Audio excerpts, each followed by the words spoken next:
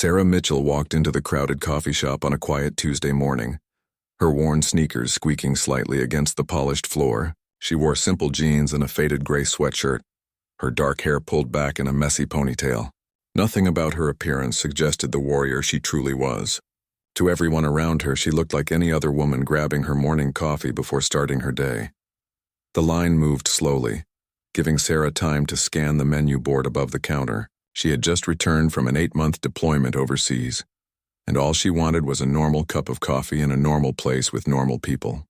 The Navy had given her 2 weeks of leave, and she planned to spend it quietly, visiting her hometown and reconnecting with the peaceful life she rarely experienced.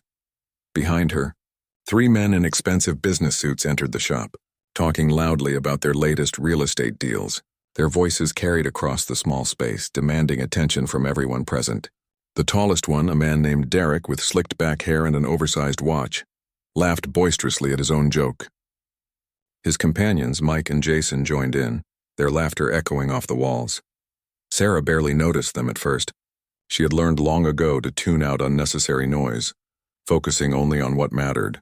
But as the line inched forward, the men moved closer behind her, their conversation growing increasingly obnoxious. Derek was bragging about closing $1 million deal when he accidentally bumped into Sarah. His expensive coffee sloshed slightly in his hand, though none of it spilled. Instead of apologizing, he looked down at her with immediate annoyance, as if she had somehow been in his way. "Watch where you're standing," he said sharply, his tone dripping with contempt. Sarah turned slightly, meeting his eyes with a calm expression. "You bumped into me," she said quietly, her voice steady and even. There was no anger in her words, just a simple statement of fact. Derek's face reddened. He clearly wasn't used to being corrected, especially not by someone he perceived as beneath him. His eyes traveled over her worn clothing and casual appearance, and a sneer formed on his lips. "Excuse me," he said, his voice rising. "Do you know who I am?" Sarah remained silent, turning back toward the counter. She had no interest in engaging with someone looking for a fight. In her years of service, she had faced enemies who actually wanted to kill her. A rude businessman in a coffee shop was barely worth acknowledging. But Derek wasn't finished. He exchanged glances with his friends, who smirked in anticipation of whatever was coming next.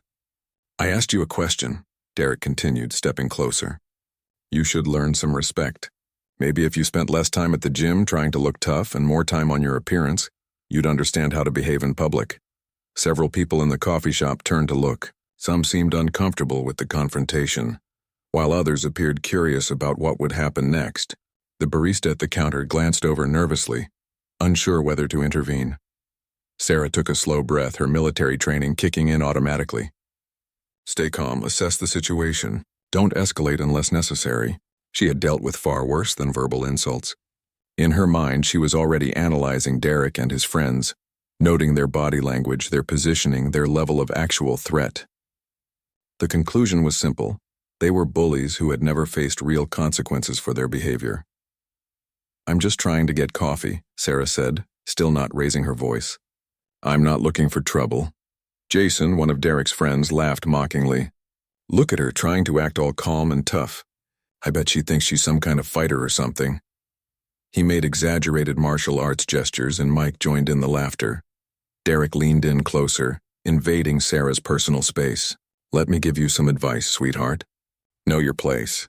This isn't some dive bar where you can act however you want. This is where successful people come, and you clearly don't belong here." The woman standing ahead of Sarah in line turned around, her expression a mix of shock and sympathy. "Leave her alone," she said to Derek. "She hasn't done anything to you." Derek barely glanced at the woman. "Mind your own business, lady. I'm teaching someone a lesson about respect."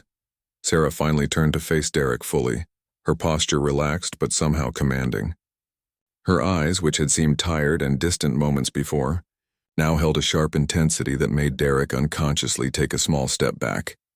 "I served 8 years in the United States Navy," Sarah said quietly, her voice carrying a weight that silenced the nearby conversations. "I've been deployed to some of the most dangerous places in the world. I've earned more respect than you could possibly imagine. But I don't need to prove anything to you in a coffee shop." Derek recovered from his momentary hesitation and laughed loudly, looking at his friends for support. They joined in immediately. though their laughter sounded slightly forced. "The Navy?" Derek said mockingly. "What did you do, file paperwork? Type up reports? My assistant could do that." He looked around the shop, playing to his audience. "Everyone can claim they served these days. It doesn't mean anything." Mike chimed in, emboldened by Derek's continued aggression. "Yeah, I bet you sat behind a desk the whole time, eating donuts and pretending to be important." Sarah's jaw tightened almost imperceptibly. She had spent years training to become one of the first female Navy SEALs, enduring physical and mental challenges that would have broken most people. She had carried wounded teammates under fire, completed missions in conditions that seemed impossible, and earned the respect of some of the toughest warriors in the world. But she had also learned that some battles weren't worth fighting. "Believe what you want," Sarah said, turning back toward the counter. But Derek wasn't satisfied. He had an audience now, and he was enjoying the attention. He reached out and grabbed Sarah's shoulder, spinning her back around to face him. "Don't walk away from me when I'm talking to you," he said, his voice turning threatening. "Someone needs to teach you some manners." The coffee shop went completely silent. Even the espresso machine seemed to quiet down. Everyone present could feel that something significant was about to happen, though most of them couldn't have explained exactly what had changed in the atmosphere. Sarah looked down at Derek's hand on her shoulder, then back up at his face. When she spoke, her voice was soft but carried an unmistakable edge. "Take your hand off me." "Now." Derek laughed, but there was a slight uncertainty in his eyes now. He had expected her to back down, to apologize, to recognize his dominance. Instead, she stood perfectly still, waiting with the patience of someone who had faced far worse threats than an angry businessman. "Or what?" Derek challenged, his pride not allowing him to back down in front of his friends and the watching crowd. The tension in the coffee shop had reached a breaking point. Derek's hand remained on Sarah's shoulder, his fingers gripping tighter as he waited for her response to his challenge. His friends stood behind him, their earlier confidence now mixed with a growing sense that perhaps they had pushed too far. Sarah moved with sudden precision that caught everyone off guard. In less than a second, she had grabbed Derek's wrist, applied pressure to a specific point, and twisted just enough to make him release her shoulder immediately. The movement was so smooth and controlled that most people barely saw it happen. They only saw Derek stumble backward slightly, his face contorted in unexpected pain.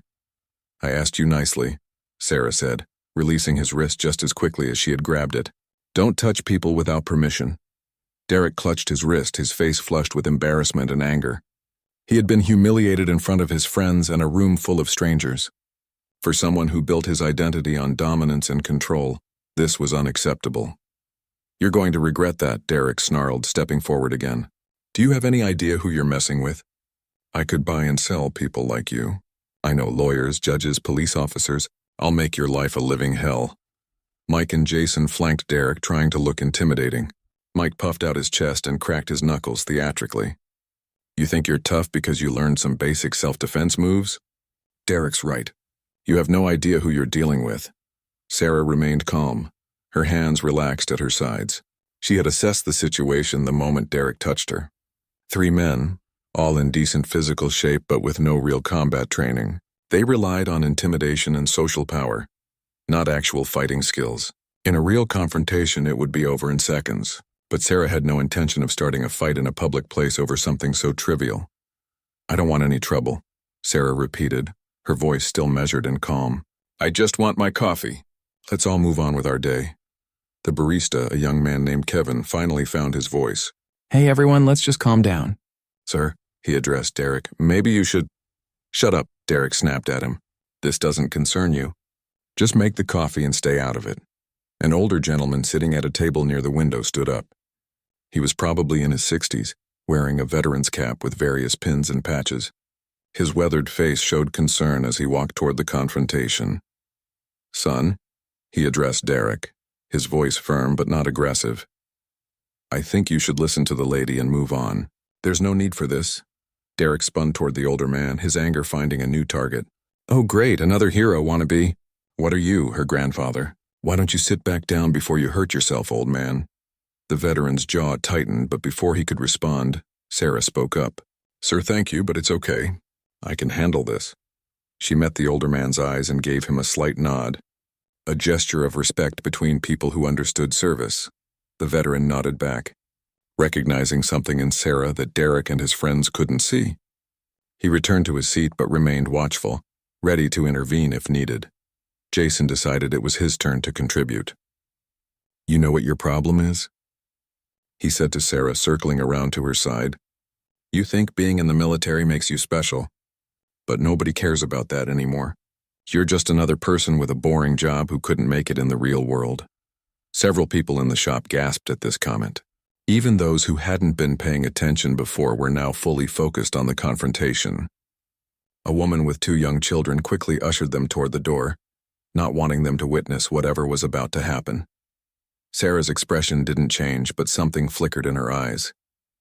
She had heard similar comments before from people who had never served, who couldn't possibly understand the sacrifices involved. Usually she let such comments slide. But standing in this coffee shop, being harassed by 3 men who had contributed nothing to anyone but themselves, she felt a small spark of anger beginning to kindle. "You don't know anything about my job," Sarah said, her voice taking on a harder edge. "You don't know what I've done or what I've sacrificed.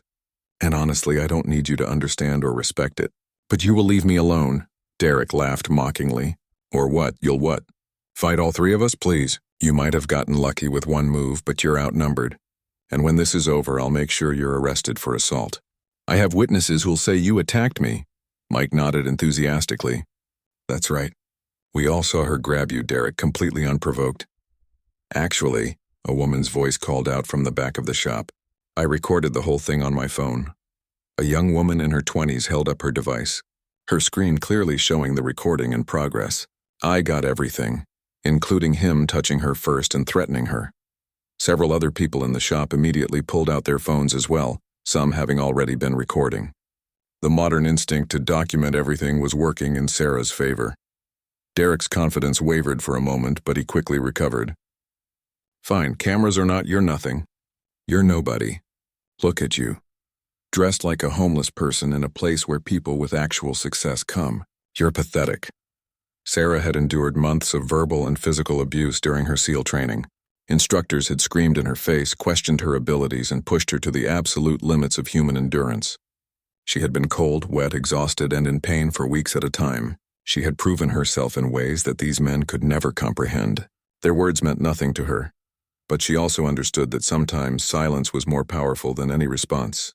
So she simply stared at Derek, her eyes steady and unwavering, saying nothing at all. This silent response seemed to unnerve Derek more than any comeback could have. He shifted his weight, glanced at his friends, then back at Sarah. "What, now you have nothing to say? Cat got your tongue?"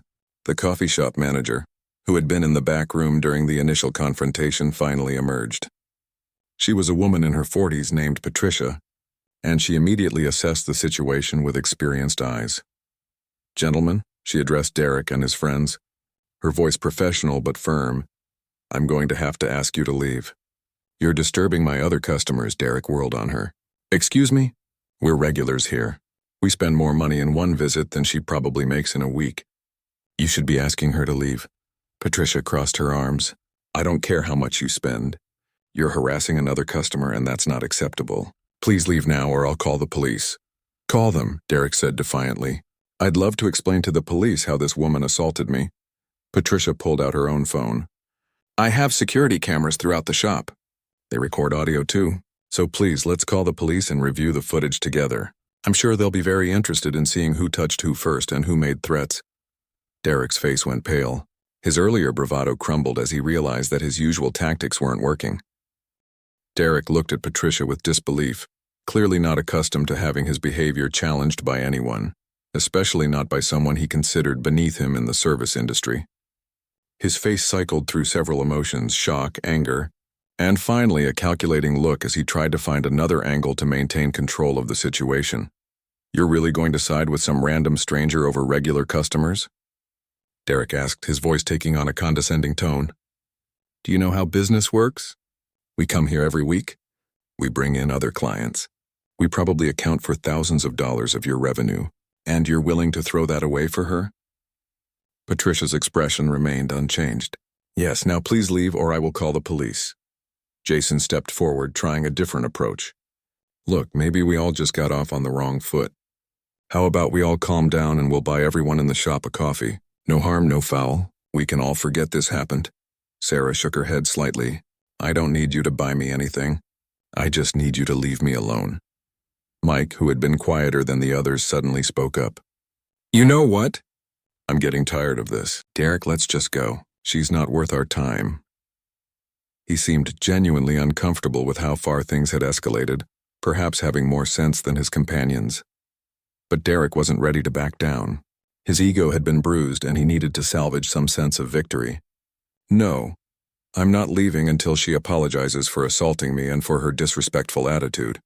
The veteran who had spoken earlier stood up again, this time with more authority. Son, I'm a retired Marine and I can tell you right now you're making a fool of yourself. That young lady has shown more restraint and professionalism in the last 10 minutes than you've probably shown in your entire life. Take your friends and leave while you still have some dignity. Derek spun toward the veteran, his face reddening. Another military person. Why am I not surprised?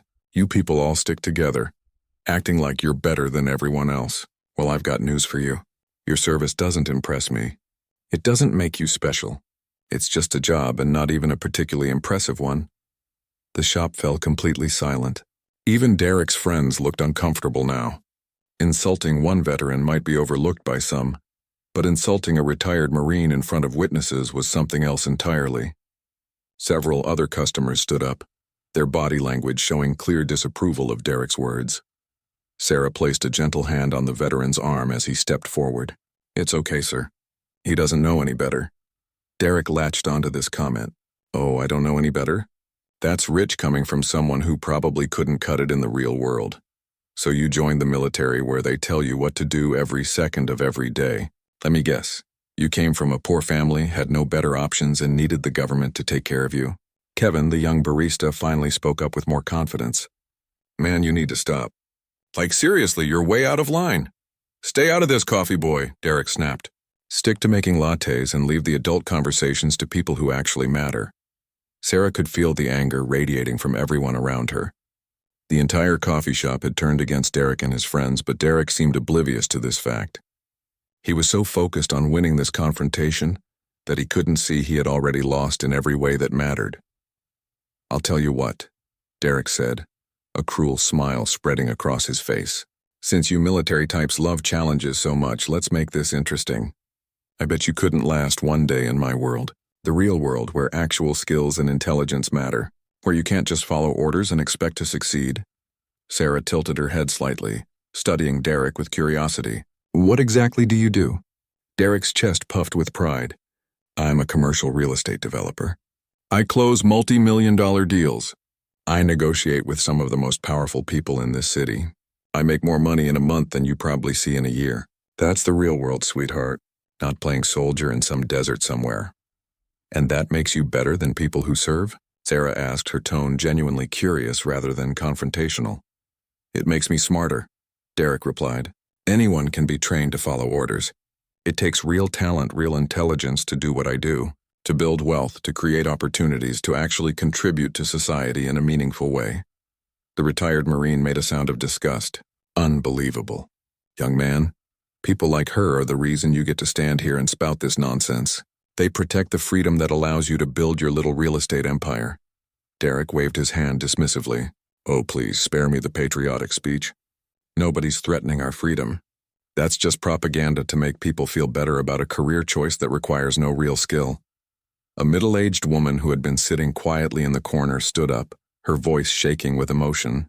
My son was in the Navy. He died serving this country 5 years ago. How dare you belittle what he and people like this young woman do? Derek turned to her, and for a moment it seemed like he might show some remorse, but instead he doubled down. I'm sorry for your loss, but that doesn't change the facts. Your son made a choice and unfortunately it didn't work out.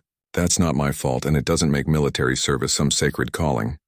Multiple people gasped. Mike grabbed Derek's arm. Dude, too far. Way too far. We need to leave right now. But Derek shook him off. No, I'm tired of everyone acting like military people are heroes just for existing. Real heroes are the people who build this country's economy, who create jobs, who actually make things happen in the real world. Sarah had remained calm throughout the entire confrontation, but something shifted in her demeanor now. Not anger exactly, but a firm resolve. "You want to know what I did in the Navy?" she asked quietly. "I really don't care," Derek said dismissively.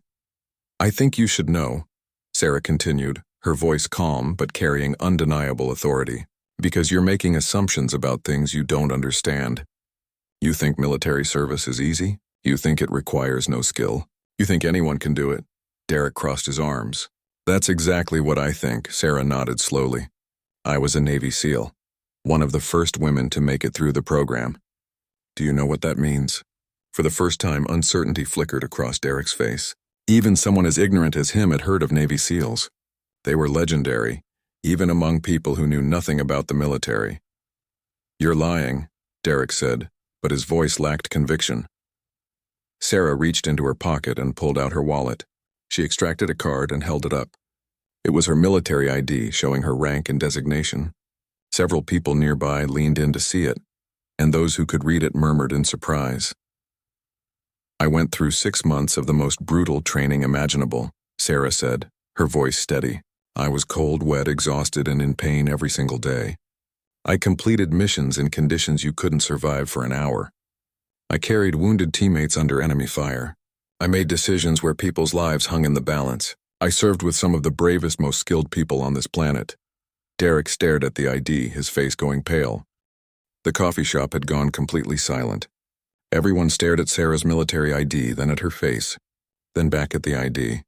The contrast between this ordinary-looking woman in worn clothes and the extraordinary credentials she held was almost impossible to process for most people in the room. Derek took a step backward, his earlier confidence evaporating. That's not possible. "Women can't be SEALs." "Women couldn't be SEALs," Sarah corrected him gently. Past tense. "The policy changed. I was part of the first group of women to make it through the program. It took me 3 attempts to pass the initial screening, and another 6 months of training that had a 90% failure rate. I was one of 2 women who made it through that year." The retired Marine walked over and looked at the ID himself. His weathered face broke into a smile of genuine respect.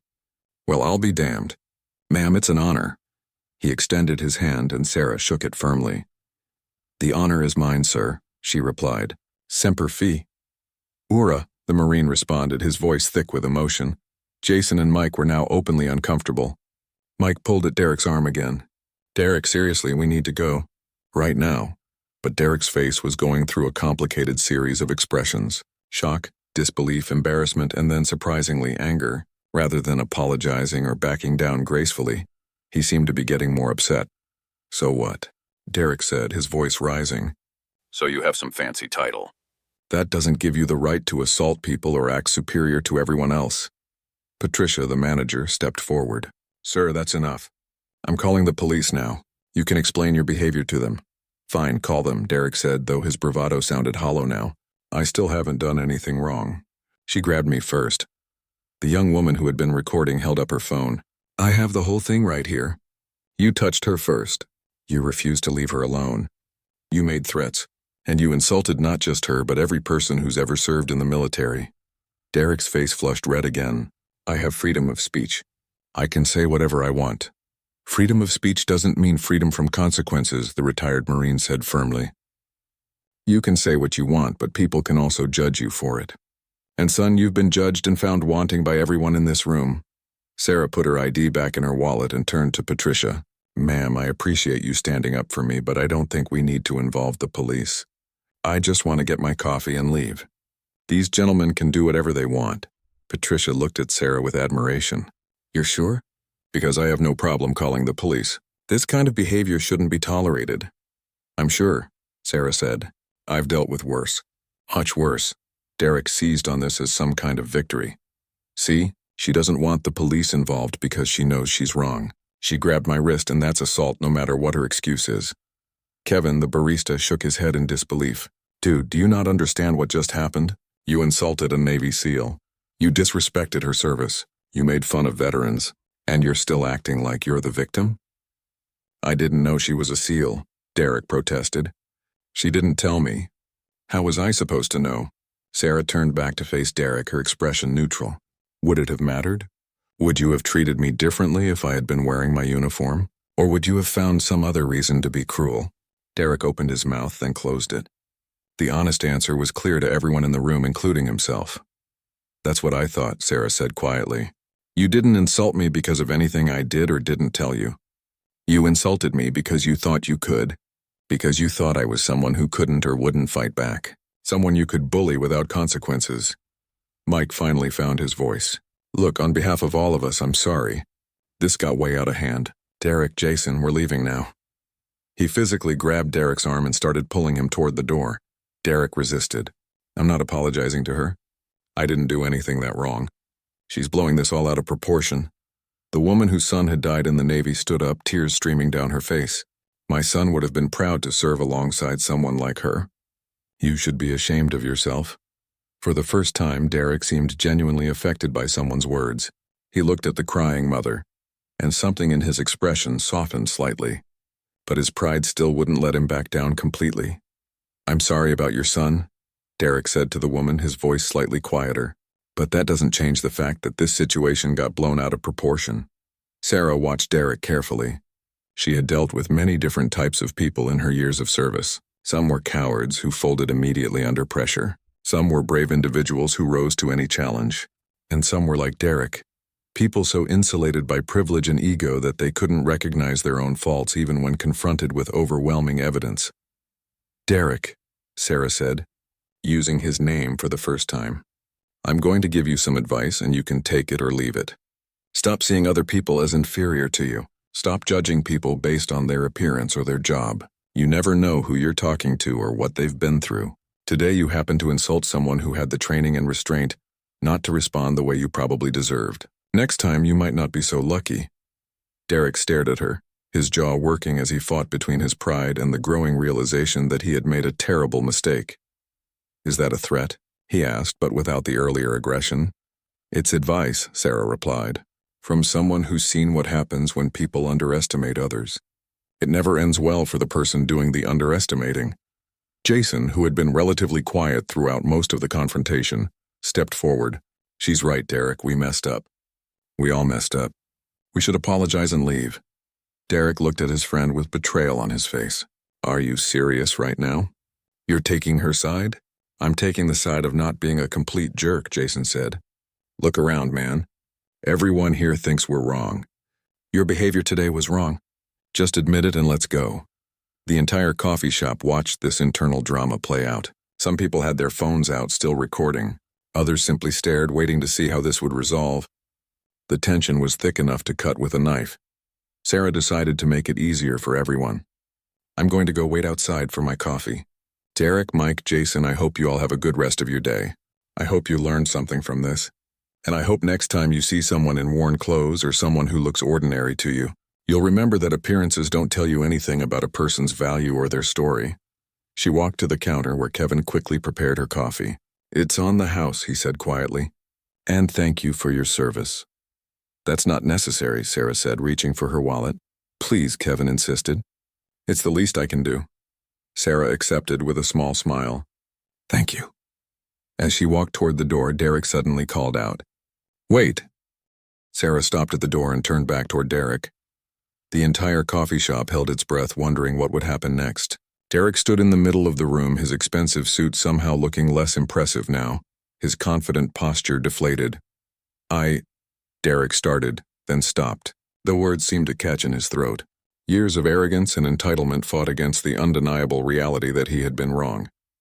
Terribly wrong, and everyone knew it. Mike and Jason stood on either side of him, both looking exhausted by the entire situation. The other customers watched with a mixture of curiosity and hope that perhaps Derek might finally show some genuine remorse. I was out of line, Derek finally said, though the words sounded forced, as if someone had to physically pull them out of him. I shouldn't have touched you or said those things. Sarah studied him for a moment. She had heard many apologies in her life, both genuine and fake. This one fell somewhere in between. Derek wasn't sorry for what he had done, not really. He was sorry that it had turned out badly for him. Sorry that he had been embarrassed. Sorry that his usual tactics hadn't worked, but he wasn't sorry enough to have truly learned anything. Apology accepted, Sarah said simply. Because holding grudges wasn't worth her time or energy. She had learned long ago that some people would never change, and it wasn't her responsibility to fix them. She pushed open the door and stepped outside into the cool morning air. The sunlight felt good on her face after the stifling atmosphere of the confrontation. She took a sip of her coffee and started walking down the street, putting the entire incident behind her. But the story didn't end there. Inside the coffee shop, as soon as Sarah left, the atmosphere exploded into conversation. People who had witnessed the confrontation couldn't stop talking about what they had seen. The young woman who had recorded everything immediately posted it to social media with the caption, "These entitled jerks insulted a Navy SEAL in a coffee shop. Watch what happens." The retired Marine walked up to Derek, who was still standing in the middle of the room looking lost. "Son," the Marine said, his voice firm but not unkind, "I'm going to give you the same advice I gave my own children. Being successful in business doesn't make you a good person. Having money doesn't make you better than anyone else. And treating people with disrespect will eventually come back to haunt you." Derek nodded numbly, not really hearing the words. He was too busy processing everything that had happened. His friends grabbed him and finally managed to pull him out of the coffee shop. Once they were on the sidewalk, Mike turned on Derek. "What the hell was that? You completely lost it in there." "I didn't know she was a SEAL," Derek protested weakly. "That's not the point," Jason exclaimed. "You shouldn't have treated her that way, regardless of who she was. You were rude, aggressive, and honestly, you were acting like a complete bully." Derek felt his anger rising again. "Oh, so now you're both against me too? Great, just great." "We're not against you," Mike said, frustration evident in his voice. "We're trying to help you see that your behavior was unacceptable." That woman showed incredible restraint. If she had wanted to, she probably could have put all three of us in the hospital without breaking a sweat. Derek walked away from his friends, pulling out his phone to call his driver. He wanted to forget this entire morning had ever happened, but as the three men stood on the sidewalk, several people who had been in the coffee shop walked past them, shaking their heads in disgust. One older man stopped and looked Derek directly in the eye. "You should be ashamed of yourself, young man. I served in Vietnam and I saw boys younger than you die protecting people like you. Show some respect." Derek felt his face burning.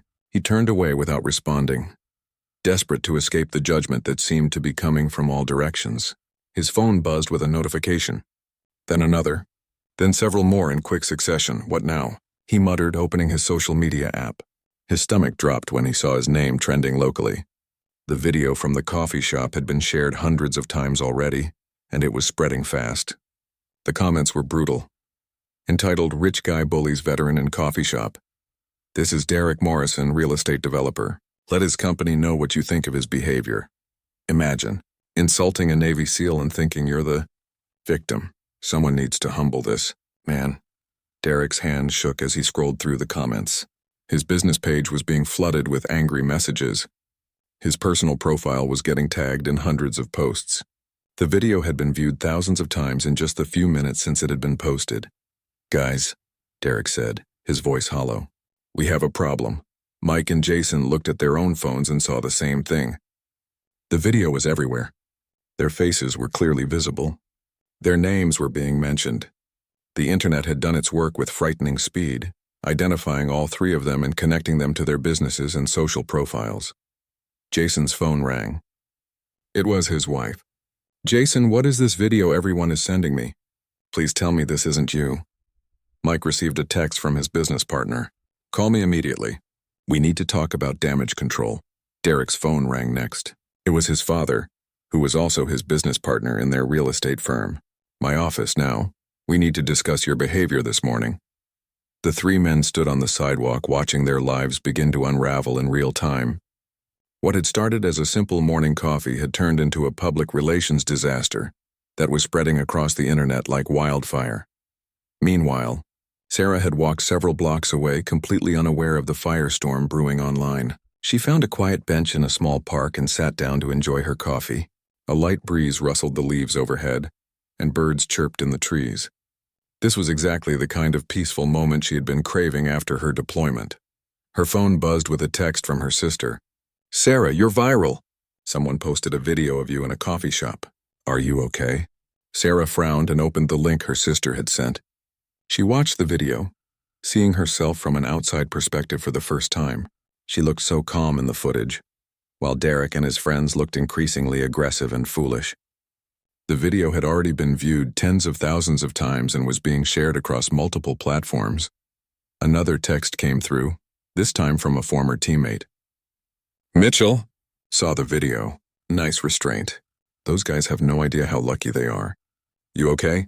Sarah replied to both messages, assuring everyone she was fine. She wasn't particularly happy about being in a viral video, but she understood the internet's fascination with the story. It had all the elements people loved. Bullies getting their comeuppance, an underestimated hero, and a dramatic reveal. Within hours, the video had been picked up by local news stations. By evening, it was on national news. Derek Morrison and his friends had become the faces of entitled arrogance, while Sarah had become an unlikely symbol of grace under pressure. Derek sat in his father's office, listening to what could only be described as the worst conversation of his life.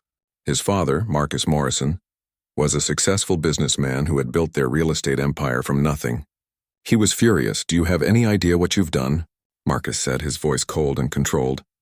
"In one morning, you've managed to destroy relationships we've spent years building."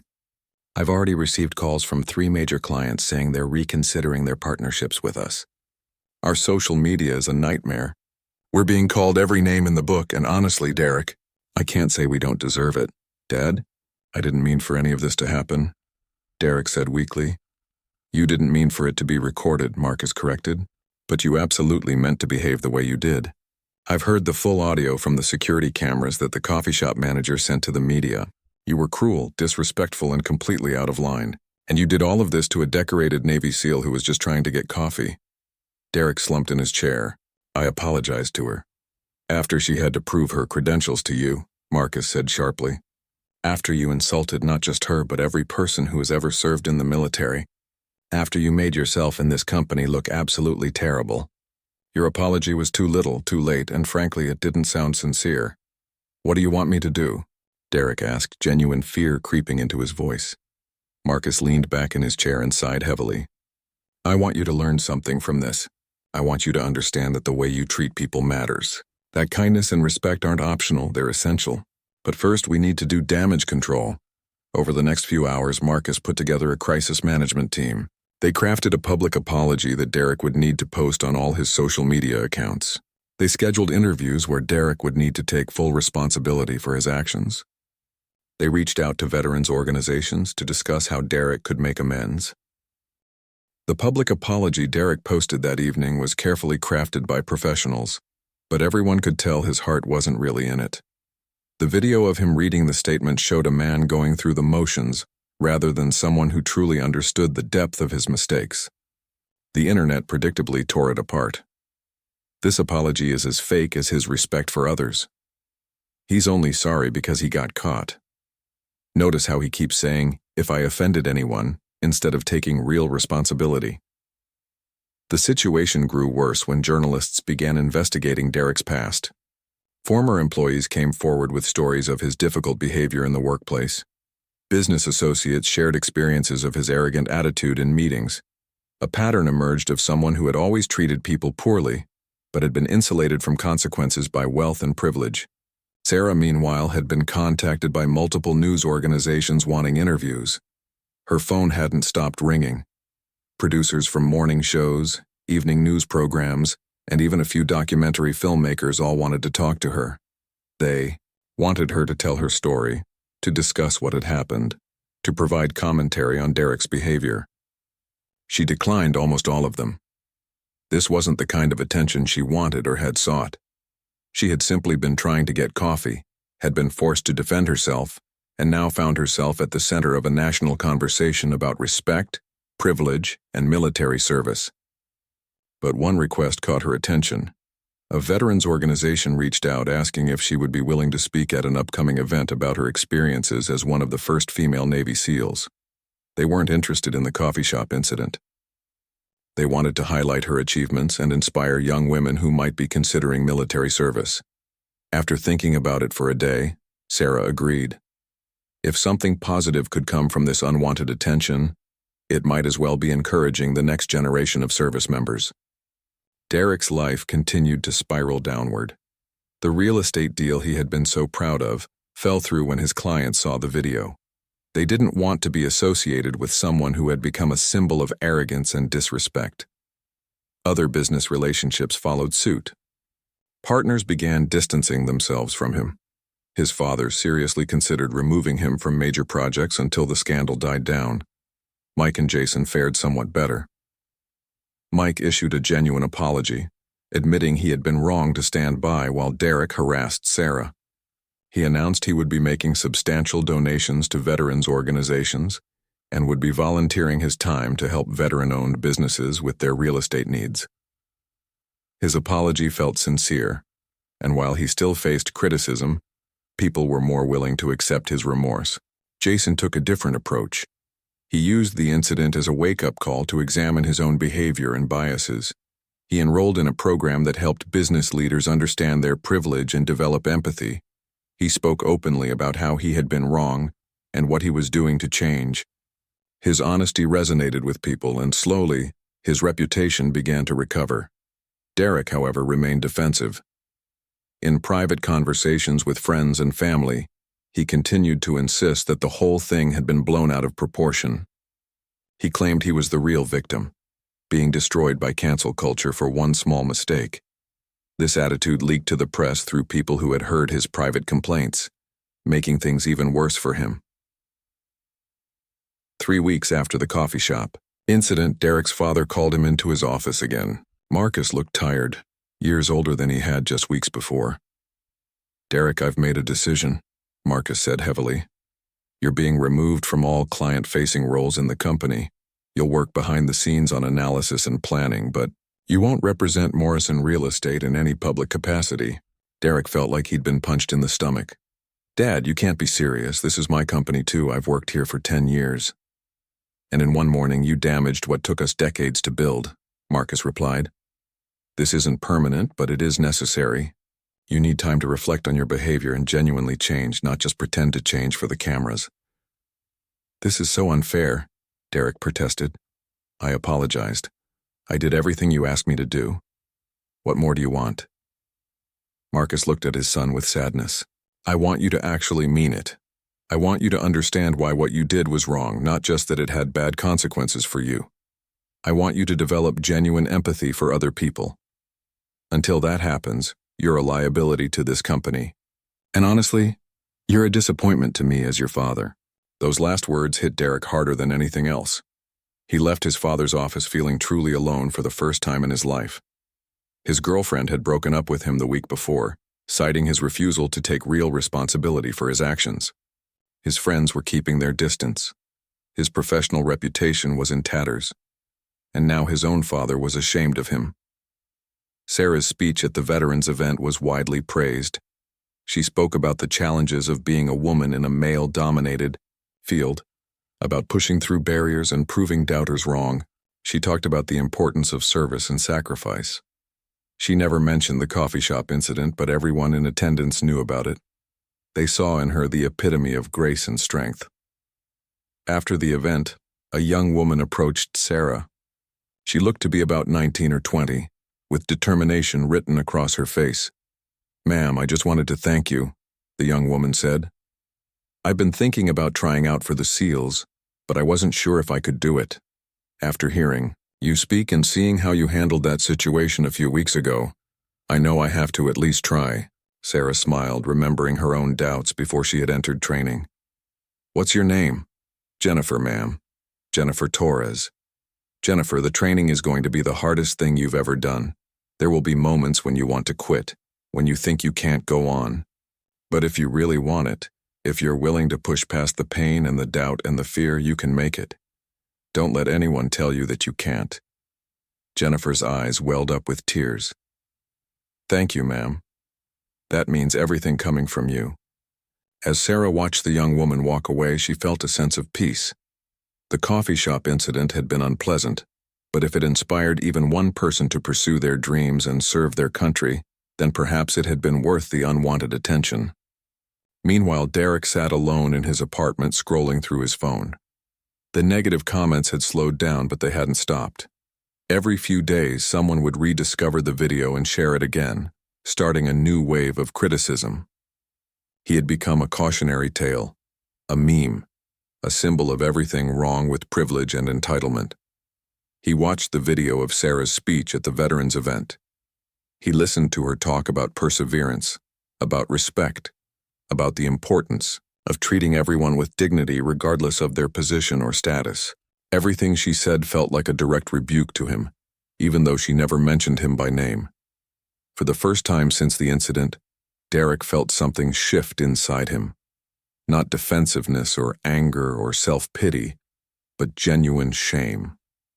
He saw, clearly, perhaps for the first time, how terribly he had behaved, how his actions had hurt not just Sarah, but his father, his company, and everyone who had ever served in the military. He realized that his apologies had been hollow because he had been apologizing for getting caught, not for what he had actually done. He had been focused on managing the consequences rather than understanding the harm he had caused. Derek closed his laptop and sat in silence, truly reflecting on his behavior for the first time.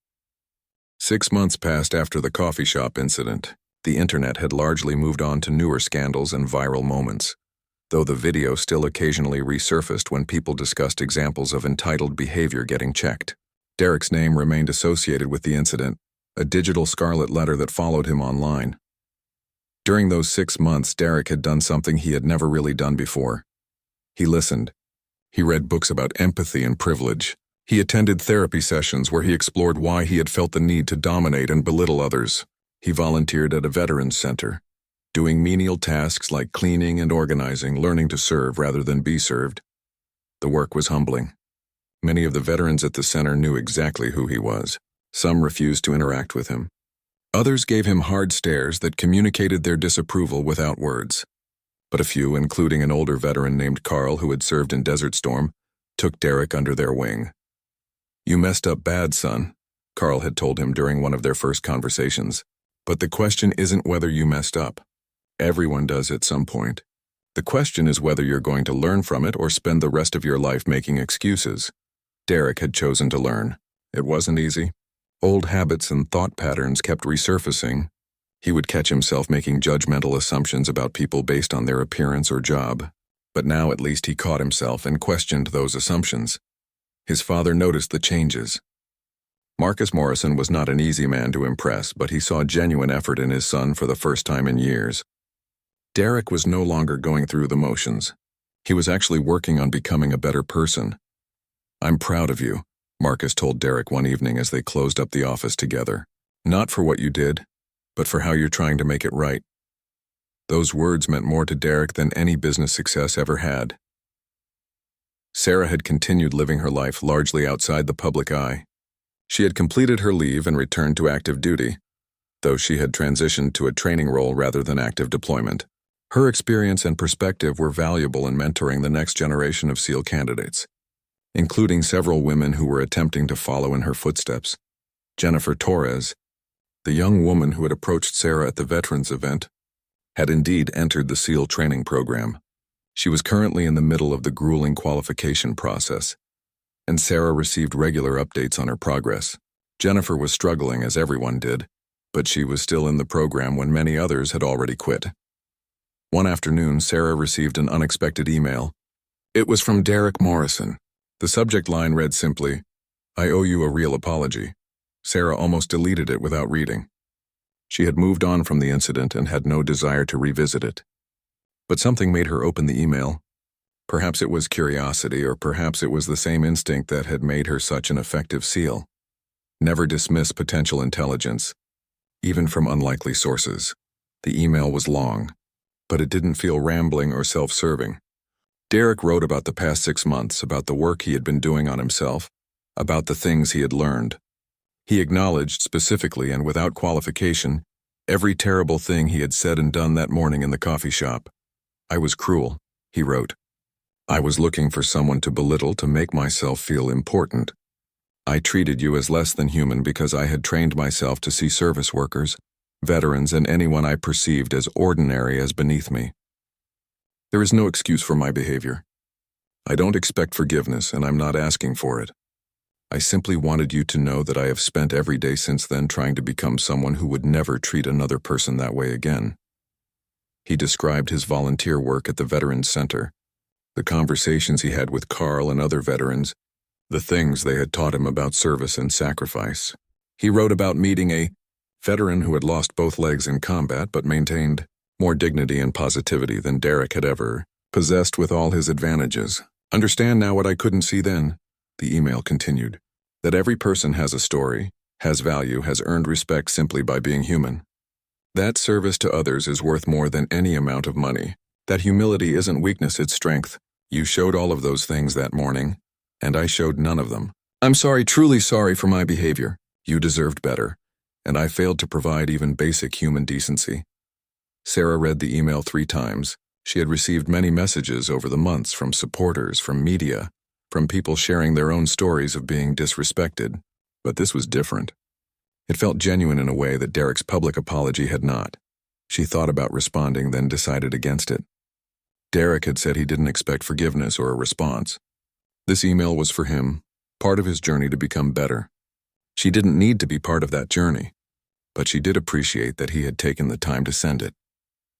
2 months later, Sarah was at the Veterans Center for a speaking engagement when she saw a familiar face. Derek was there, wearing old jeans and a faded t-shirt, mopping the floor in one of the back hallways. He didn't see her at first, focused intently on his task. Carl, who was showing Sarah around before her speech, noticed her gaze. That's young Morrison, Carl said. He's been volunteering here for 8 months now. Does whatever we ask, never complains, and actually listens when the veterans talk to him. Can't say I ever thought I'd see the day, but people can surprise you. Has he changed? Sarah asked. Carl considered the question carefully. I think he's trying to. Real change takes time, maybe years. But the effort is real. That counts for something. Derek looked up and saw Sarah. For a moment he froze, his face cycling through surprise, embarrassment, and something that looked like genuine remorse. He set down the mop and walked over, though he kept a respectful distance. Ma'am, he said, his voice quiet. I didn't know you'd be here today. I'm speaking to some veterans who are transitioning to civilian life, Sarah explained. Derek nodded. That's good. They'll learn a lot from you. He paused, then added, I got your non-response to my email. I understand. You don't owe me anything. You sent a good email, Sarah said, surprising herself. It seemed genuine. It was, Derek replied. I meant every word. I know that doesn't fix what I did, but I needed you to know that I understood how wrong I was. They stood in awkward silence for a moment. Carl watched them both with interest, ready to intervene if necessary, but sensing that perhaps this conversation needed to happen. Carl tells me you've been volunteering here for a while, Sarah said. 8 months, Derek confirmed. I come 3 times a week, sometimes more if they need help with events or projects. It's been educational. In what way? Derek thought about how to answer. I'm learning what real strength looks like, what real sacrifice means. Everyone here has given something for others. Most of them have given everything, and they don't brag about it or use it to feel superior. They just did what needed to be done because it was right. That's something I never understood before. Sarah studied him carefully, using the same assessment skills she had developed during her years of service. She saw someone who was genuinely trying to change even if the process was incomplete. It reminded her of young SEAL candidates who came into training arrogant and were slowly broken down and rebuilt into something better. Keep working on it, Sarah said. Real change is hard, but it's possible for anyone willing to put in the effort. Thank you, ma'am, Derek said. And thank you for your service. I should have said that 8 months ago. I should have thought it every day of my life. But I'm saying it now and I mean it. Sarah nodded and walked away to prepare for her speech. Derek returned to mopping the floor, a small smile on his face. It wasn't forgiveness exactly, but it was acknowledgement. It was a recognition that he was on the right path, even if the journey was far from over. During her speech, Sarah talked about second chances and redemption. She didn't mention Derek specifically, but she spoke about how people could grow and change if they were willing to face their mistakes honestly. I've seen people at their worst, Sarah told the assembled veterans. I've also seen those same people rise above their worst moments and become something better. Change is always possible. Growth is always available. But it requires honesty, humility, and hard work. It requires admitting when you're wrong and dedicating yourself to doing better. After the speech, several veterans approached Sarah to thank her and share their own stories. Derek watched from a distance, not wanting to intrude but unable to look away. He saw how people responded to her, the respect and admiration in their eyes. He understood now what he had been too blind to see that morning in the coffee shop. That true strength wasn't about dominating others or proving superiority. It was about service, sacrifice, and the quiet dignity of doing what was right even when no one was watching. As Sarah left the center that evening, she felt a sense of completion. The coffee shop incident had been unpleasant, but it had led to unexpected outcomes. Derek was becoming a better person. Jennifer Torres was pursuing her dream of becoming a SEAL. Countless other people had been inspired by the video to stand up against disrespect and value service over status. Sometimes the worst moments created opportunities for the best outcomes. Sometimes being insulted led to important lessons being learned. And sometimes mocking a Navy SEAL was exactly the wake-up call someone needed to change their entire life. Sarah drove home looking forward to a quiet evening and a peaceful night's sleep. Tomorrow she would return to training the next generation of warriors. She would continue serving her country and inspiring others, and she would do it all without needing recognition or praise because that's what true service looked like. Derek went home that night and wrote in the journal his therapist had recommended. He wrote about seeing Sarah at the Veterans Center, about the brief conversation they had shared, about the small acknowledgement that his efforts at change were being noticed. He wrote about how far he still had to go, about the work that remained to be done on himself. The coffee shop incident would always be part of his story, a permanent reminder of who he had been and why he needed to be better. But it was no longer the end of his story. It was the beginning of a new chapter, one where he worked every day to become someone worthy of the second chance he had been given. And somewhere in that transformation, in the space between who he had been and who he was becoming, Derek finally understood what Sarah had tried to tell him that morning, that every person deserves respect, that appearances mean nothing, and that the measure of a person isn't found in their bank account or their job title, but in how they treat others when no one is forcing them to be decent. It was a lesson learned the hard way, but it was learned nonetheless, and that perhaps was the real ending to the story. Not forgiveness or redemption, but understanding. The simple, profound understanding that being human meant treating others with humanity, no matter what.